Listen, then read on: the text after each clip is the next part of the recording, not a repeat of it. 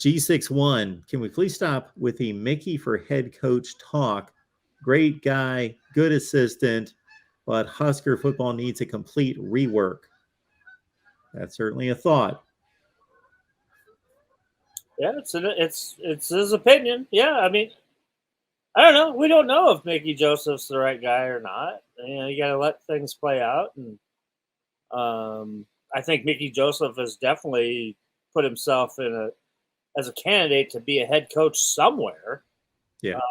If not Nebraska, I think he deserves a shot, somewhere else. But he didn't expect to be the head coach at Nebraska this year, in his first season here either. And but I think he's got a lot of resources to fall back on as well. And I think we touched on it last week too. Is that he's been coaching longer than Scott Frost has. He's older than Scott Frost, and so he's been coaching a long time at a lot of different levels. And obviously, his goal is to be a head coach.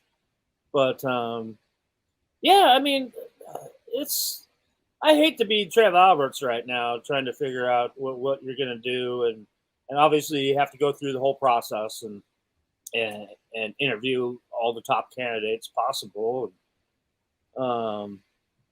Yeah, and like we've talked about before, it's a lot of these candidates for the job are busy working right now, and you can't contact them until their at least their regular season's over with. And so I mean, I believe things are going to ramp up. And it to me, all right. So when Scott Frost was coming in, was being hired, okay, it was right after, it was that Saturday after the Friday game against Iowa that Mike Riley was fired, right? And so I expect the same type of thing here, is that we're going to know.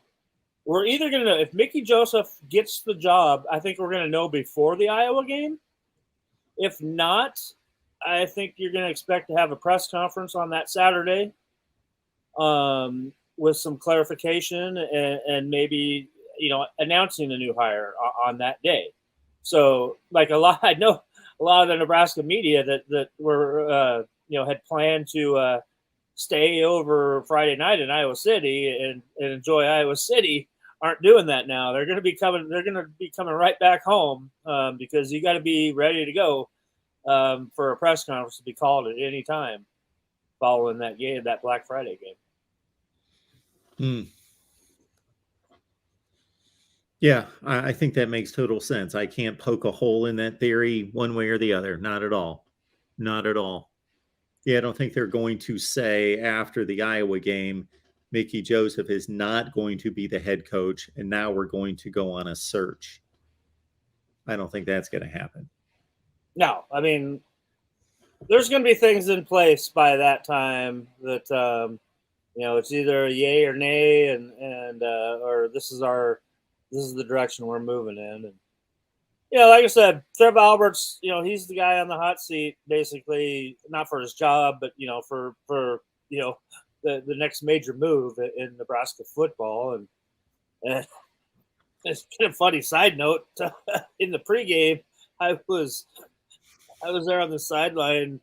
I think I was shooting some B-roll of Brett Bielema, and all of a sudden I get knocked over, not knocked over, but knocked into, and it's Trev Alberts backing up to take a picture with somebody. And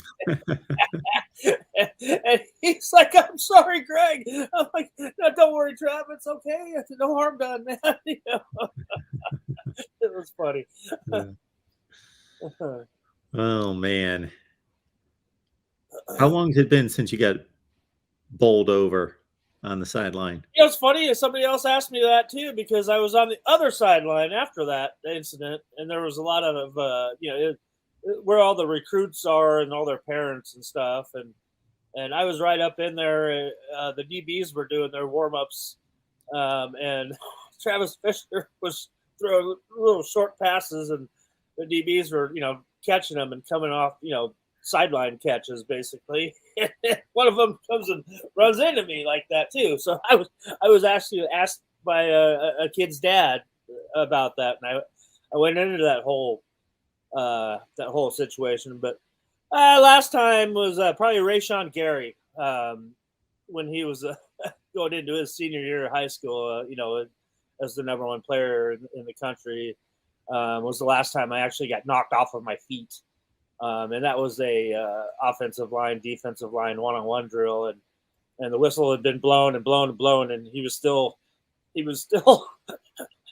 chugging his offensive lineman down as far as he could, and they ran into me, and I never stopped the shot either. You can see my feet go up in the air in the shot, and everybody come and pick me up, and I never miss the next snap or the next rep anyway. So yeah, it goes with the territory. But I'm pretty experienced now where I can get out of the way unless it's coming from behind me most of the time. Like Trev Alberts got me there.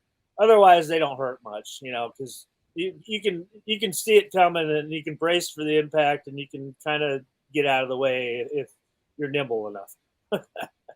And that's getting tougher and tougher every year for me. Got to be able to move in all directions. Absolutely. Backpedal, shuffle to the side. I remember the last time I think was that I really.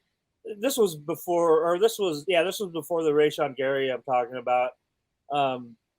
Tay Bender was a quarterback for Lincoln Southwest here. It was the first couple of years I was back here in Lincoln, coming off of the national team at Rivals, and that's when he had Josh Banderas was on his team, and they had some D1 guys on there, and Tay Bender actually he went to K-State for a couple of years. He played for Lincoln Southwest. And he had a big run down the sideline, and I was a good 5 yards off of the sideline doing my thing, and coming right at me, and I'm like, yeah, great shot, and by the time he gets close enough to thinking that, oh my God, he's going to hit me, that's the time when you had a split-second decision: should I go right or should I go left? Unfortunately, I went left, and that's where he went, and boom! That one hurt, but I didn't miss the next play. Right there. Yeah. Sticking your nose in it, coming back for the next play. Didn't even tap out for a play. These guys don't know. These guys never played against me when I was back in playing. I was a tough guy, so yeah, I took a beating, and I always gave out a licking too. I don't question that.